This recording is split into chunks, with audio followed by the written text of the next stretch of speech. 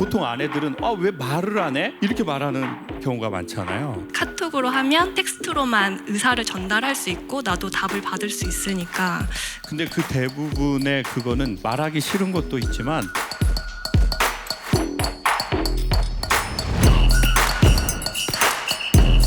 안녕하세요. 결혼 17년 차입니다. 남편과 싸우지 않고 대화를 잘하고 싶은 마음을 갖고 있습니다. 대면으로 대화하면 항상 다투게 되는 것 같습니다. 같이 있을 때는 진지한 대화를 하지 않습니다. 출근한 후에 카톡으로 하고 있습니다. 아주 정상적인 부부인 것 같습니다. 부부의 대화는 카톡으로. 그러다 보니 같이 있을 때는 서로 말이 거의 없습니다. 어떻게 개선할 수 있을까요? 어디 계세요? 결혼 17년 차시랍니다. 안녕하세요. 네. 오늘 누구랑 오셨어요? 남편하고 왔습니다. 네. 네. 마스크 하나 남편 빌려드릴까요? 우리 아까 저쪽에도 마스크 쓰신 아버님 계셨는데 좀 느낌이 많이 겹쳐가지고. 처음부터 이러셨습니까? 아니면은 처음에는 대화를 많이 했습니까? 굉장히 많이 했고, 근데 뭔가 말할 때마다 좀 부딪히는 게 있었는데 그냥 그런가 보다 하고 이게 지나가고 하다가 한 1년 전부터는 그 상황이 부딪힐 때마다 너무 힘든 거예요. 그래서 점점 말수도 줄어들고 네, 그래서 그 상황을 피하다 보니까 근데 말을 해야 되는 상황들이 있잖아요. 살다 보면 이제 의사결정해야 되는 것도 있고 해야 되니까 그래서 그런 것들이 이제 말을 하면 그 의도하지 않은 방향으로 흘러가는 상황이 종종 있어서 그런 감정을 배제하고 얘기를 하고 싶은 마음이 더 있어서 그런지 모르겠지만 아무튼 카톡으로 하면 이제 텍스트로만 의사를 전달할 수 있고 나도 답을 받을 수 있으니까 그렇게 더 하게 된 것 같아요. 그러면은 처음에는 대화 많이 해가지고 연애는 몇 년 하셨어요? 2년 연애하고 그때도 네. 대화가 잘 됐어요? 네. 그때도 그러면 남편분도 많이 하시고 네. 선생님도 말씀 많이 하시고 네. 결혼하고 몇 년 차까지 대화를 많이 하신 거예요? 그 생각 안 해봤어요. 그래요? 그러면 좀 대화가 조금 덜 한 게 한 몇 년 됐어요? 한 5년? 1, 2년 전부터 그런 것 같아요. 그러면 결혼하고 15년 이상을 대화를 했단 말이에요? 네. 지금 그게 가장 놀랍습니다. 보통은 한 3년 하고 끝납니다. 결혼하고. 근데 지금 선생님네 집은 특이한 집이에요. 결혼하고 대화를 15년이나 했다? 아주 특이 케이스죠. 대한민국 상위 1%입니다. 이미 평생 할 대화를 했기 때문에 앞으로 대화를 안 해도 된다라는 말씀을 저는 하고 싶어요. 대화 엄청 많이 한 겁니다. 진짜입니다. 그리고 두 번째, 저희가 이제 지금 40대 되셨어요? 네. 40대 중반? 초반? 저는 초반이고 중반. 남편 중반이시고. 그러면은 이제 남자들이 저희가 나이가 40대 중반이 되기 시작하면 사회적으로도 나타나는 일도 있고 심리적으로도 나타나는 일도 있고 육체적으로도 나타나는 일도 있고 관계적으로도 나타나는 일이 있는 것 같아요.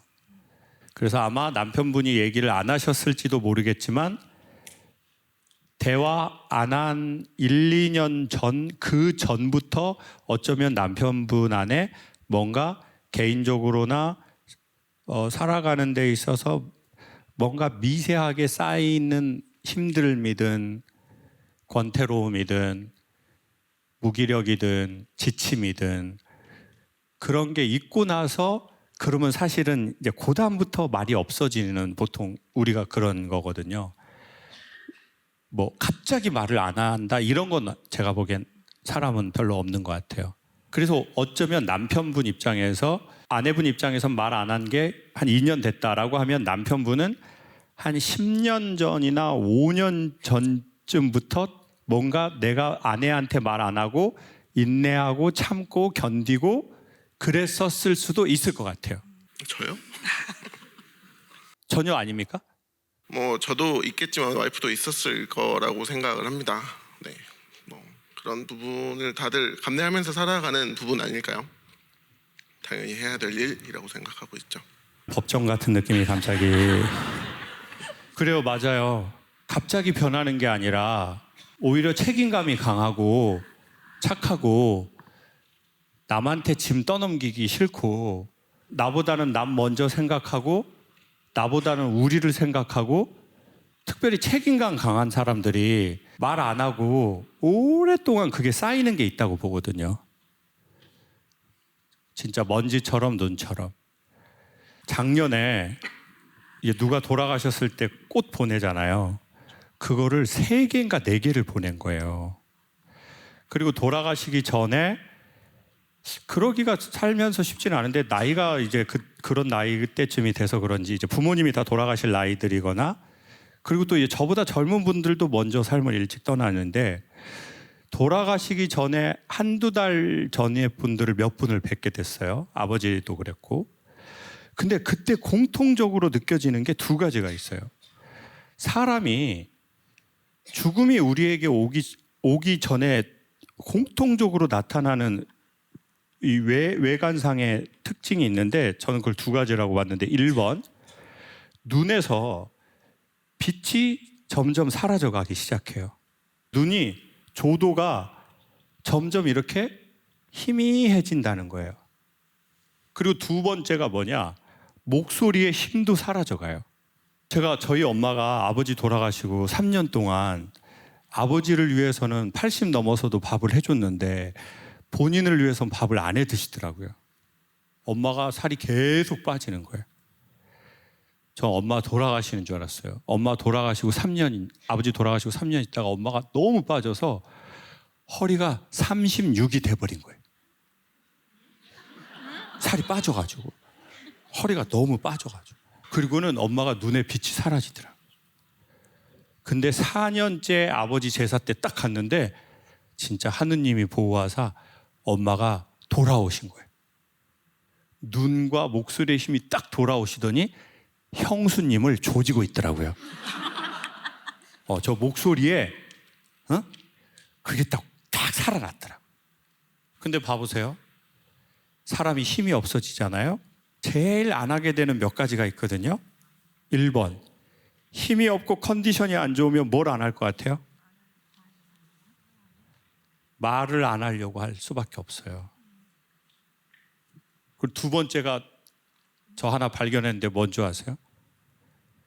유머를 할 수가 없어요. 힘이 없으면. 그래서 제가 컨디션이 엄청 떨어지잖아요. 유머가 안 돼요. 강연에서 안 나와요. 유머를 하려면 되게 자기가 안팎으로 힘이 있어야 돼요. 그러니까 힘이 없으니까 유머도 하기 안 나오고 웃길 수가 없고 그러니까 웃기는 복합적 에너지가 하나도 없는 거예요. 치약 짜듯이 다 써버려서. 그리고 2번째, 당연히 기본적으로 말할 수 없고요. 그건 말을 안 하는 게 아니에요. 말할 힘이 없는 거가 훨씬 많아요. 보통 아내들은 왜 말을 안 해? 이렇게 말하는 경우가 많잖아요. 근데 그 대부분의 그거는 말하기 싫은 것도 있지만 말할 힘이 없는 경우도 되게 많아요. 말을 할 수가 없다니까요. 말이 힘이 있어야 할 수 있거든요. 오랫동안 참았고 오랫동안 견뎌냈을 수도 있죠. 근데 그걸 말 안 했을 수도 있어요. 그래서 우리가 가족이어도 모를 수 있죠. 그리고 우리는 가족이니까 더 말 안 하는 거예요. 힘든 얘기. 차라리 다른 데에서 1-2명한테는 할 수 있지만 최후로 말 안 하는 거는 가족일 경우가 훨씬 많죠. 그 누구한테 안 하겠어요? 당연히 아내한테 안 하고 애들한테는 더 안 할 수도 있죠. 그냥 뭐 나만 다시 그냥 하면 되지 뭐. 남들도 다 이렇게 사는데 뭐 이렇게 생각하면서 하는 거죠. 그래서 제 보기에는 말을 안 한다는 것은 말을 안 하는 게 아니라 일종의 저 남자의 삶에서 보내는 신호라고 생각해요. 몸의 언어인 거예요. 이 사람의 현 상태를 보여주는. 그게 힘든 건지 오랫동안 피로가 쌓였던 건지. 그러면 이제는 말도 감정을 에너지를 섞을 수 없고 말을 맛있게 할 수도 없고 왜? 나도 힘이 없으니까 최소한의 에너지로만 말할 수밖에 없거든요. 그러다가 자꾸 둘이 부딪히니까 차라리 안 하는 게 낫다. 괜히 싸우고 감정 상하고 있는 힘도 뺏기지 말고. 오히려 지금은 뭐 잠깐 그 시기 아닌가 싶어요. 그래서 지금은 자꾸 남편한테 왜 이렇게 대화를 안 해? 대화를 하자고, 대화. 이렇게 하기보다는 체력이랑 내 마음의 힘을 좀 비축해 놓으시면 어떻겠나 싶어요. 그러니까 이 남자도 자기 버거움이 나한테 얘기 못할 그게 있을 텐데, 그리고 실제로 얘기 안 하는 것도 있을 거고, 그게 미래에 대한 불안함이나 걱정이나 그거 없을 수가 없어요, 진짜. 또 여성들은, 그리고 친한 언니 만나면 친한 언니가 야 너무 힘들다, 너 이런 것도 해주는 경우도 많고. 근데 남자들의 대부분은 자기의 힘듦을 누구한테 얘기하는 걸 매우 싫어하거나 어색하거나 못하는 경우도 많고. 그래서 매우 사회적으로, 육체적으로, 환경적으로 남자들이 쪼들릴 때가 제가 보기엔 40 중후반부터 시작해서 60 중반 정도까지 가는 것 같아요. 그리고 오히려 더 아이들이 다 커버리고 내가 조금 뭔가 자존심도 놓고 마음도 놓는 60 초반, 중반, 후반이 되면 오히려 그때의 삶은 별로 가진 게 없어도 훨씬 마음이 여유로운 게 있는 것 같아요. 지금 남편하고 막 대화하려고 하기보다는 남편에게 그 공간을 조금만 주시고 나가 내 자신과 조금 그런 시간을 갖고, 종교가 있다면 기도를 하시고, 기도는 40일 금식이 좋습니다. 여기서 말하는 기도는 나의 뜻을 절대자에게 관철하는 기도가 아니라 이미 받았던 복을 세워보고 좀 자기의 어깨의 힘을 편안하게 릴렉스하는 그 기도를 말씀드리는 겁니다. 그래서 지금은 조금 나하고 조금 더 친밀해지는 그런 기도를 했으면 좋겠다. 그리고 남편도 다 아실 겁니다. 그리고 힘이 이렇게 붙으면 또 이렇게 자연스럽게 밀물처럼 들어올 거라고 생각합니다. 남편에게 영상 메시지 한번 하실래요? 왜냐면은, 예? 그럼 지금 카톡 할래요, 남편한테? 다 힘들지만 대한민국의 40, 50대 남자분들에게 박수 한번 보내주십시오. 안녕하세요. 저는 21살이 된 대학생입니다. 이번에 제 인생에서 처음으로 가장 큰 갈림길에 놓여졌습니다. 부모님은 제가 미국으로 가기를 원하십니다. 저는 그러고 싶지 않아 미국 대학 지원 직전에 제 의사를 표현했지만 의견이 잘 좁혀지지 않는 것 같습니다. 한국에 있는다고 하고 싶은 건 재즈 또는 음악인데 무엇인가 열심히 하는 모습을 보여드릴 수 있을지 제가 잘못된 선택을 하는 건 아닌지 고민입니다. 21살 된 대학생이시래요. 어디 계세요? 남자가 저렇게 오랫동안 입 가리는 사람 처음 봤어요. 본인 소개 한번 해주세요. 안녕하세요. 저 21살이 된 대학생이라고 합니다. 전공이 뭐예요? 저 의료공학 전공. 의료공학. 의료공학은 어떤 거예요? 의료기기. 의료기기를 뭐 개발하거나 연구. 그래요. 그러면 처음부터 미국 대학을 가려고 준비를 한 거예요? 네. 근데 왜 이렇게 미국을 좋아하게 됐어요? 이제 미국으로 나가서 더 많은 경험을 하고 와야 너가 더 행복하게 잘 살 수 있지 않을까라는 마음에서 어머니랑 아버지가. 엄마 아버지 두 분 다? 네. 두 분 다 미국으로 가라. 네. 그 어렸을 적부터 그랬어요? 아니면 대학생 되고 나서 그랬어요, 부모님이? 원래 어렸을 때부터. 어렸을 때부터 미국으로 가라 그랬어요? 네. 뭔가 딴 이유가 있을 것 같은데. 제가 시민권이 있어서. 미국 시민권이? 근데 우리 친구는 미국 가기 지금 싫은 거예요? 예. 그러면은 그 시민권을 저 줄 수 있어요? 아니에요. 본인은 가기 싫어하고 저는 가고 싶어 하거든요. 저 뉴욕 가고 뉴욕. 우리 친구는 어떤 이유로 한국에 계속 있고 싶어 하는 거예요? 제가 사실 중학교 3학년 때 조금 힘들었었는데 아, 부모님께 좀 상처를 좀 받은 격 때문에 근데 그때 있어줬던 게 또 친구인데 아, 그 의지하는 친구들이 그 친구들이 한국에 있으니까도 아. 좀 영향이 아. 컸던 것 같고 아, 제가 음악을 해보고 싶었는데 아, 부모님께서 원래 대학교 다니고 너가 이제 좀 안정적인 직장을 직장이 갖게 되면 있으면 이제 네가 하고 너가 싶은 걸 해라. 하고 싶은 걸 해라라고 하셨는데 부모님이 이제- 아주 클래식한 스피치를 하셨네요. 아마 엄마 아빠도 우리 친구를 너무 잘 알고 누나도 잘 알고 있는데 제가 보기엔 아주 잠깐이지만 그런 생각이 들어요. 분명히 자기 생각도 있고 자기 고집도 있지만 그 무언가 때문인지 모르겠지만 한국에서 자란 21살 학생치고 너무 초등학생처럼 순수하다고 해야 되나 착하다고 해야 되나 조심하고 상대를 배려하고 그게 보통 친구들보다 막 훨씬 좋은 것 같거든요. 그러니까 아마 엄마 아빠 입장에선 너 이렇게만 있으면 안 돼. 너 넓은 세상에 가서 그 세상에서 너 진짜 뭐 굴러다니든 뭐 하든 너 그런 걸 한번 경험해 보고 다시 오더라도 해보고 와. 이러시는 것 같아요. 그래서 오히려 저는 미국 시민권이 있어도 나중에 생각해보고 의논해보고 미국도 갔다 오고 어디 군대에도 일반 군대 가지 말고 해병대 같은 데 한번 가봐라. 그러면은 외유 내강이 된다.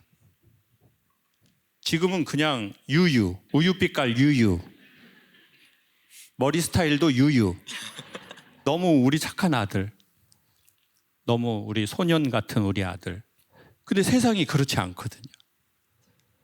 세상은 정신 바짝 차려야 되고 부모님은 나이가 먹을 거고 내가 언젠가 이 아이를 독립하게 해야 되는데 내가 얘 덕을 보고 살아야지 얘가 우리 부모 덕을 보게 살고 할 수는 없거든요. 그게 뭐 부모가 자식 덕을 보아서 기분 좋겠어요? 이 아이가 홀로서기를 하고 자기의 삶을 살아가는 걸 보고 기분이 좋은 거지. 엄마가 무슨 아들이 뭐 미국 유학 가서 공부해서 직장 열심히 일해가지고 엄마가 샤넬 아들이 사주면 기분 좋죠. 그렇지만 우리 아들이 이렇게 이제 세상에서 자기가 자기 뼈로 사는구나. 근데 지금은 너무 어쩌면 누나들보다 더 여리고 그러니까 이제 이게 막둥이가 이렇게 하면 안 되는데 그런 마음이실 것 같아요. 저에게 묻는다면 갈 수 있다면 가시길 바라요. 그건 미국을 가는 게 아니에요. 어느 나라를 가는 게 아니거든요. 사실 우리가 광야에다가 나를 던져 놓는 거예요. 저번 달부터 홈쇼핑 하거든요. 사실 저는 이제 강연이 다 구축됐잖아요.